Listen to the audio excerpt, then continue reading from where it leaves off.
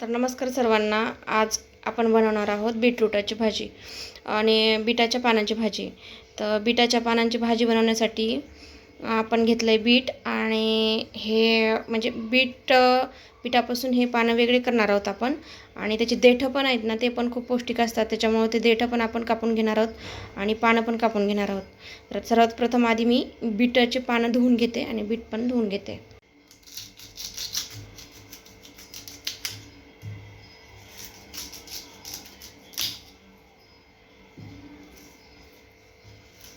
Okay.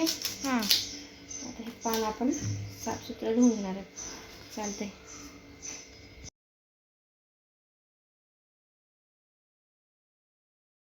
तर आज आपण बनवणार आहोत कशाची भाजी? बीटाच्या पानाची भाजी. तर हे बीटाचे पानं आपण स्वच्छ धुतलेत आधी, त्याच्यानंतर ते बारीक कापून घेतले बीटाची पानं. ओके. त्याच्यानंतर हा एक कांदा बारीक कापून घेतला, त्याच्यानंतर 3 मिरच्या, चवीनुसार मीठ, थोडंसं लाल तिखट, हळद, जिरे आणि आपलं खायचं गोड तेल, ते पण प्रमाणात, कारण भाजी कशी आहे पौष्टिक आहे. आणि थोडंसं तेल कसं कमीच वापरायचं. आता गॅस पण चालू आहे आपला आणि तेल टाकले थोडंसं. त्यात काय घालून घ्यायचं आधी आपण कांदा.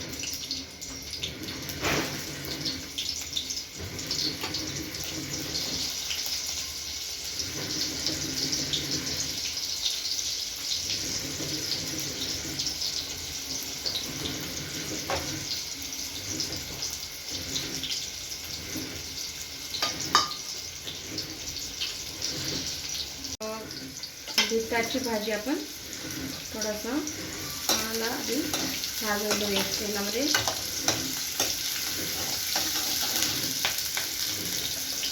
बीटाची भाजी खाण्यासाठी कसे पौष्टिक आहे, त्याच्यामुळे तेलाचा वापर थोडासा कमी करायचा. आणि ज्याच्या शरीरामध्ये रक्त कमी आहे किंवा थकवा जाणवतो, म्हणजे की शुगर आहे, नाही थकवा वगैरे जाणवत असेल किंवा म्हणजे अशक्त असतील व्यक्ती, त्यांना ही भाजी करून द्यायची.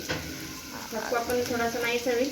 आठवड्यातून 2-3 वेळा ही भाजी जर बनवली ना, तर शरीरामध्ये कमी होतं सगळं. नाही म्हणजे रक्त पण वाढायला मदत होते. हिमोग्लोबिनचं प्रमाण जे कमी झालेलं असतं तर ते पण वाढायला मदत होते आणि शरीरामध्ये हवे ते आपल्याला पोषक तत्व मिळतात. त्याच्यानंतर मी जिरं घातलंय, हिरवी मिरची घातली आहे आणि हे आता थोडंसं ब्राऊन होईपर्यंत त्याला असं हे तळून घ्यायचं. ओके.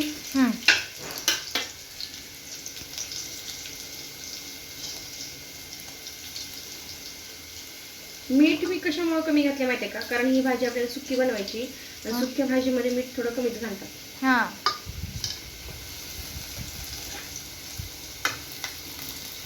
तर झाली बऱ्यापैकी भाजली मिरची पण आणि कांदा पण भाजला व्यवस्थित. आता आपण थोडी हळद घालून घेऊया, त्याच्यानंतर हे लाल तिखट. ओके. मीठ आपण नंतर घालणार आहोत, त्याच्यामुळे मिठाचं ओके. ओके.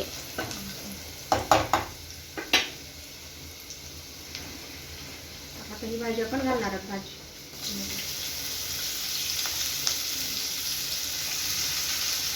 पाण्याचा वापर करायचा नाही आपल्याला ह्या भाजीमध्ये, वाफेवर शिजवून घ्यायची आहे.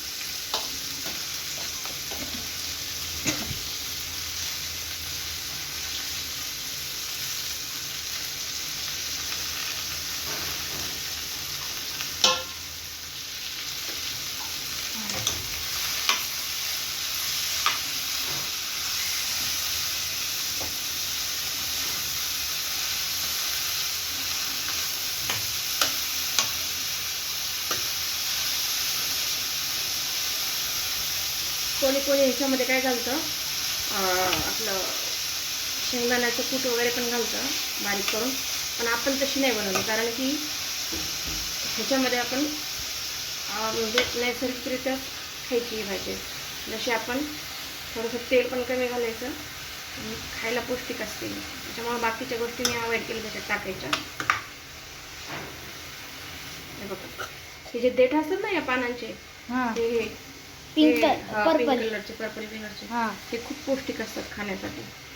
म्हणजे की ते चांगलं पण असतं का शरीरासाठी? मग बीटच चांगलं असतं खाण्यासाठी.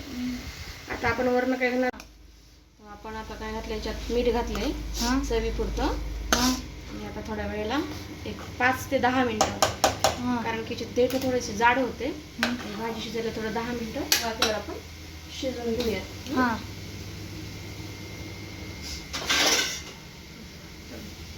वाफेवर आपण 10 मिनिटं शिजवून घेऊया. एक लो फ्लेमवर गॅस ठेवायचा, हा 10 मिनिटं वाट बघेल.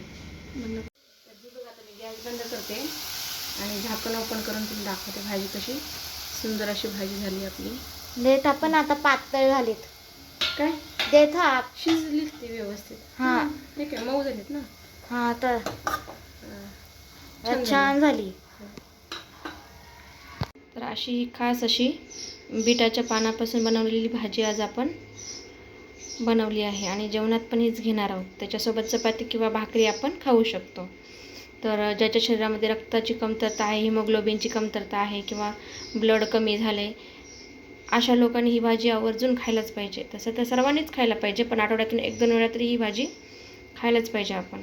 अत्यंत पौष्टिक आणि कमी तेलामध्ये बनवलेली ही बीटाच्या पानाची सुंदर अशी भाजी.